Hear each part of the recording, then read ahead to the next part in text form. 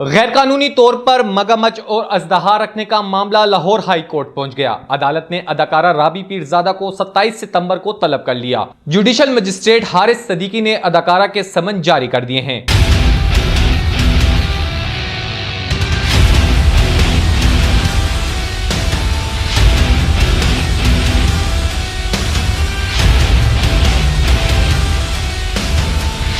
अदाकारा राबी पीरजादा ने अपने घर में मगरमच्छ और अजदहा को गैर कानूनी तौर पर रखा हुआ है। अदाकारा ने अपनी वीडियो में इतराफ किया है कि वो 5 साल से इनके साथ खेल रही है। वीडियो मंजर आम पर आने के बाद वाइल्ड लाइफ हुकाम ने अदाकारा के अजदहा और मगरमच्छ के साथ वीडियो और तस्वीर देखकर 11 सितंबर को चालान किया था।